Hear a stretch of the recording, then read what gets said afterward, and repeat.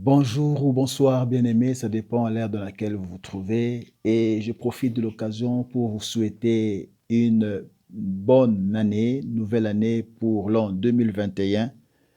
Que la prospérité et le bonheur soient votre partage. Alléluia. Pour nous, c'est une année de grâce et de puissance à Holy Dream Army. Voilà pourquoi Dieu se manifestera encore davantage.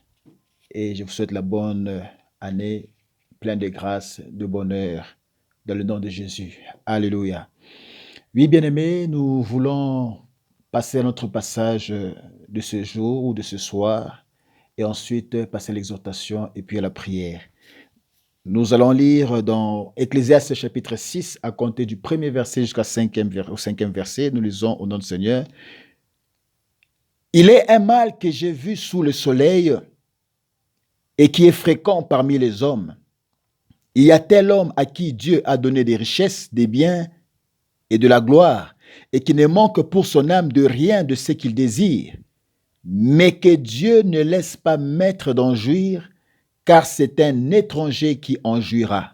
C'est là une vanité et un mal grave.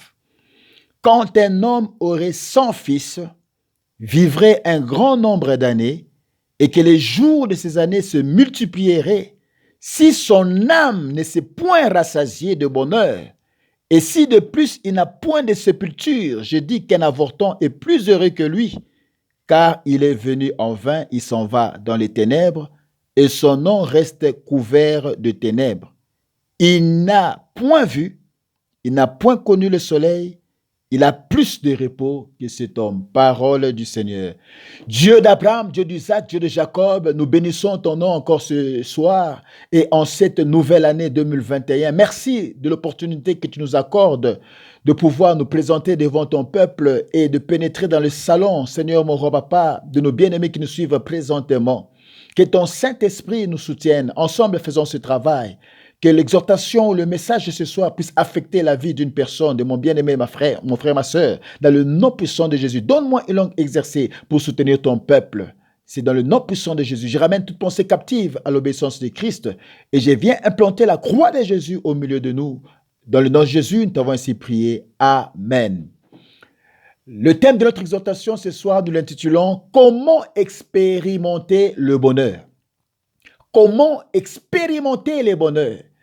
Cette année 2021, c'est une année nouvelle. Cette année 2021, c'est une année d'espérance. Cette année 2021, c'est une année qui annonce de bonnes choses.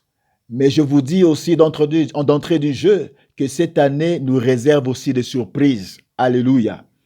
Des tragédies aussi. Des événements fâcheux aussi. Mais dans tout cela, nous devons placer notre confiance en Dieu. La Bible déclare dans le passage que nous venons de lire, c'est l'Ecclésiaste, en d'autres termes, ce n'est que Salomon, l'évangéliste, ici appelé Ecclésiaste, qui avait la connaissance sur la vie et beaucoup de choses de la vie. La Bible dit qu'il était un homme sage parce que Dieu lui avait accordé la sagesse. Salomon a eu à avoir les richesses possibles qu'il pouvait avoir sur la terre, la jouissance qu'il pouvait avoir dans le matériel, dans les richesses. Et quand il a écrit ce livre d'Ecclésiaste, c'est pour tirer des leçons. Il a tiré des leçons de la vie et ce qui se passe avec les hommes. Voilà pourquoi dans ce passage, il dit qu'il est un mal qu'il a vu sous le soleil et qui est fréquent parmi les hommes. Il compare un homme à qui Dieu a tout donné, des richesses, des biens, de la gloire, et qui ne manque rien pour son âme. Il dit qu'il ne manque rien pour son âme de ce qu'il désire. Donc, tous ses désirs, il les a obtenus par la grâce de Dieu.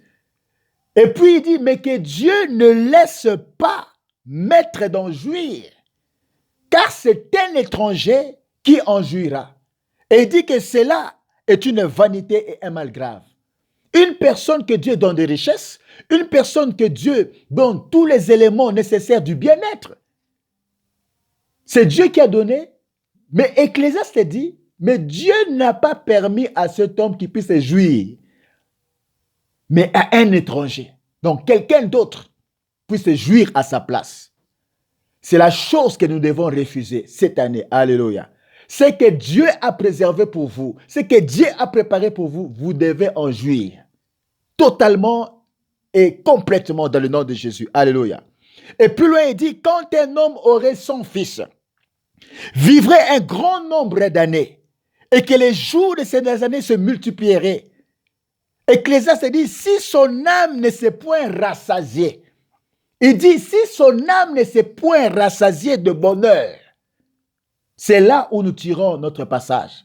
Si son âme n'est pas rassasiée de bonheur, et si de plus il n'a point de sépulture, Ecclésiaste dit qu'un avorton est plus heureux que cet homme. Malgré ses fils multiples qu'il a, malgré le nombre d'années qu'il peut avoir, mais s'il n'a pas la réjouissance, ou il n'est pas rassasié du bonheur dans son âme, Ecclésiaste nous dit qu'un mort-né est préférable qu'à cet homme. Parce qu'il dit, la personne qui a vécu beaucoup d'années, c'est comme s'il a vécu en vain, sans avoir le bonheur dans son âme. Malgré ses richesses, s'il n'a pas le bonheur dans son âme, un avorton, un bébé né, mort-né, vaut mieux que cet homme qui a vécu beaucoup d'années, qui a eu beaucoup de fils, mais qui n'a pas eu le bonheur dans son âme. Il dit, vaut mieux un avorton que cet homme. Pourquoi? Parce que l'avorton, un bébé qui est né et qui meurt, il a plus de repos que cet homme qui a totalisé beaucoup d'années, qui a eu beaucoup d'enfants, mais qui n'a jamais eu de bonheur dans son âme. C'est ça qui m'amène à parler de comment expérimenter le bonheur. Alléluia. Bien-aimé, le bonheur est un état de satisfaction complète. Quand on parle de bonheur, c'est un état de satisfaction complète caractérisé par la stabilité et sa durabilité. C'est ça la définition du bonheur en quelque sorte. C'est un état de satisfaction complète caractérisé par la stabilité et sa durabilité. Tu dois être stable dans ton âme et ça doit durer plus longtemps. Alléluia. Il ne suffit pas de ressentir un bref contentement pour être heureux. Il ne s'agit pas ici de sentir un bref contentement pour être heureux. Il ne s'agit pas ici d'une joie intense, alléluia, qui n'est pas le bonheur. Il ne s'agit pas ici d'un plaisir éphémère, de courte durée, qui n'est moins encore ce bonheur.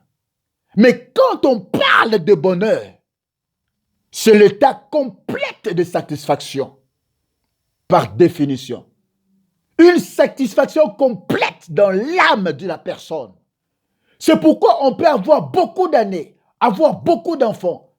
Mais si on n'a pas le bonheur dans l'âme, en réalité, le nombre d'années que nous avons, le nombre d'enfants que nous pouvons avoir, ne sert à rien. En d'autres termes, Salomon veut dire qu'une telle personne est malheureuse par rapport à un avorton qui n'a pas ce nombre d'années, qui n'a même pas eu à avoir d'enfants, son âme sera dans le repos. C'est là que je comprends que c'est important d'avoir le bonheur dans l'âme. Alléluia. Raison pour laquelle la Bible déclare dans le livre de Proverbes chapitre 13, verset 12, un espoir différé, c'est-à-dire un espoir qui ne s'est pas accompli, rend le cœur malade. Mais un désir accompli est un arbre de vie. Alléluia. C'est Salomon qui le dit. Proverbe. Tu as l'espoir, mais qui est différé. Un espoir qui ne s'accomplit pas, ça rend le cœur malade. Mais un désir accompli est un arbre de vie. Alléluia. Et dans le livre de Proverbes, chapitre 15, verset 13, la Bible déclare Un cœur joyeux rend le visage serein. Quand le cœur est joyeux, la sérénité se manifeste aussi au niveau du visage. Mais quand le cœur est triste, l'esprit est abattu. Alléluia. Or, quand la Bible parle du cœur, cela se réfère à l'âme. C'est pour ça que la plupart des cas, quand la Bible parle du cœur, cela se réfère dans l'âme. C'est pourquoi quand l'âme n'est pas dans le bonheur, ça se reflète même dans le visage de cette personne. Alléluia. Parce que l'âme, c'est le centre des émotions et des sentiments. C'est-à-dire, la réalité qui s'expérimente, c'est là en réalité que s'expérimente le bonheur, c'est dans l'âme. C'est pourquoi Salomon pouvait dire, un homme peut avoir beaucoup d'années, beaucoup d'enfants, mais s'il n'a pas le bonheur dans l'âme, un avorton, un bébé qui vient de naître, a plus de repos que cette personne. Alléluia. Et la Bible nous dit dans Proverbe chapitre 17, verset 22, un cœur joyeux est un bon remède, mais un esprit abattu dessèche les os. Quand le cœur est joyeux, c'est la santé même pour le corps, c'est un bon remède. Or, le cœur, c'est lié à l'âme. Alléluia. Mais un esprit qui est abattu dessèche les os. C'est pourquoi on peut constater que la personne peut commencer à maigrir, que les os de cette personne ne sont plus forts. Pourquoi? Parce que le cœur ou l'âme n'est pas joyeux. Voilà pourquoi le cœur, l'esprit, par rapport à ce passage que nous venons de lire, nous fait référence à l'âme. Quand on parle du cœur, quand on parle de l'esprit, dans ce contexte, nous fait référer à l'âme. Raison pour laquelle David pouvait déclarer dans le psaume 42, verset 6, « Pourquoi t'as battu mon âme et gémis-tu au-dedans de moi ?» C'est David qui parlait. « Pourquoi t'as battu mon âme et gémis-tu au-dedans de moi?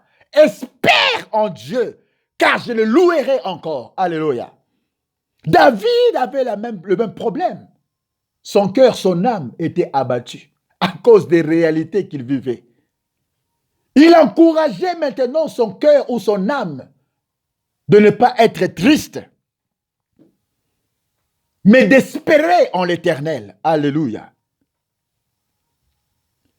C'est pourquoi les synonymes, quand nous parlons, comment expérimenter le bonheur,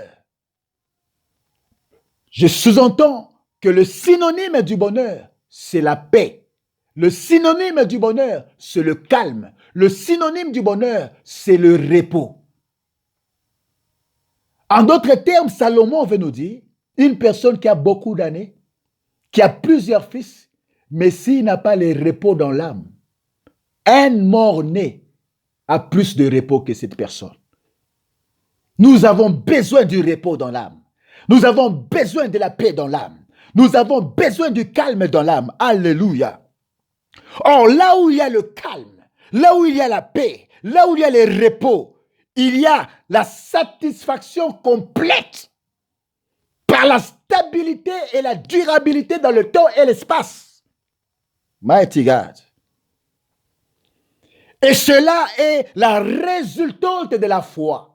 Parce que là où il y a le calme, là où il y a la paix, là où il y a le repos, c'est la résultante de la foi. En d'autres termes, là où il y a la foi, il y a la paix. Là où il y a la foi, il y a le calme. Là où il y a la foi, il y a le repos. C'est pourquoi la Bible déclare à celui qui est ferme dans ses sentiments, Dieu assure quoi? La paix. C'est là où il y a la foi. Alléluia. Or, la foi ne vient pas de vous. La foi ne vient pas de moi. Mais la foi vient de ce qu'on entend. Et ce qu'on entend vient de la parole de Christ. C'est lui qui nous communique la foi. Selon Romains chapitre 10, verset 17. Ainsi, nous pouvons expérimenter le bonheur dans nos âmes par Jésus-Christ au moyen de la foi. Ce n'est pas par le bien matériel. Ce n'est pas par le nombre d'années. Ce n'est pas par une jouissance éphémère. Mais c'est par Jésus-Christ au moyen de la foi. Si ton âme veut avoir la paix, c'est par Jésus-Christ. Alléluia. Au moyen de la foi. Il nous accorde la paix. Il nous accorde le calme. Il nous accorde le repos. Et c'est là dans n'importe quelle situation de la vie que vous ayez en abondance, que vous en manquez. Mais si Dieu vous communique son repos, vous serez en mesure d'être dans le bonheur dans n'importe quelle situation. C'est pourquoi l'apôtre Paul pouvait dire, j'ai appris à vivre de l'abondance et j'ai appris à vivre de la disette. En tout et pour tout, je suis vivre dans toutes les circonstances. Alléluia. C'est pour dire que le bonheur résidait dans son âme par les repos que Christ a accordés. Alléluia. Dans le temps favorable ou pas, tu auras toujours la paix. Si Christ réside dans ton âme, si Christ t'accorde la paix et le calme au moyen de la foi. Et la deuxième manière d'expérimenter le bonheur dans votre âme, c'est par la crainte du Seigneur. Bien-aimés, quand nous avons la crainte du Seigneur, c'est alors qu'on va expérimenter le bonheur. Le bonheur stable, le bonheur dans sa durabilité, dans le temps et l'espace. Alléluia. Selon qu'il est écrit dans Psaume 145, verset 19, il accomplit les désirs de ceux qui les craignent. Dieu accomplit les désirs de ceux qui les craignent. Or, quand on a un désir et que Dieu accomplit ses désirs, ça nous donne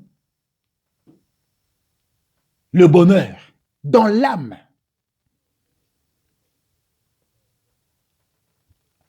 Parce que un désir accompli, c'est la force dans les os. Alléluia. Dieu entend les cris de ceux qui le craignent et il accomplit leurs désirs. Voilà une autre manière d'expérimenter le bonheur dans l'âme. C'est au moyen de la crainte, par une vie de sanctification. Quand nous craignons Dieu, Dieu nous accorde aussi le bonheur dans l'âme. Alléluia. Et il accomplit le désir des justes. C'est pourquoi cette année 2021, nous nous attendons aussi à des événements tragiques. Avec l'annonce de cette deuxième vague de la COVID-19, le monde tout entier est bouleversé. Ce ne sera pas seulement des événements heureux, mais ça peut aussi annoncer des événements fâcheux. Cette année 2021, on peut entendre des cris, on peut entendre encore des pleurs, on peut entendre des tragédies. Mais dans toutes ces choses, que dit la parole de Dieu et la révélation de la parole? C'est pourquoi Christ peut dire dans Jean chapitre 14, verset 1, que votre cœur, en d'autres termes, que votre âme ne se trouble point. Croyez en Dieu et croyez en moi. Ça, ce sont les paroles de Jésus. Dans Jean 14, 1, nous entendons qu'il y a certains événements tragiques qui vont venir. Mais Jésus nous dit ce soir que votre cœur ne se trouble point. Croyez en Dieu et croyez en moi. En d'autres termes, Christ veut dire, ayez la foi de Dieu et ayez aussi ma foi. Oh, là où il y a la foi, il y aura la paix. Là où il y a la foi, il y aura le calme. Là où il y a la foi, il y aura le repos. Vos vies seront épargnées. Lorsque vous placerez votre confiance totale en la personne de Jésus, il va épargner vos vies face à ces événements fâcheux qui peuvent survenir dans cette année 2021. C'est ainsi que vous aurez le repos de votre âme. C'est ainsi que vous allez expérimenter le bonheur dans votre âme. Malgré les temps difficiles qui peuvent survenir dans cette année 2021,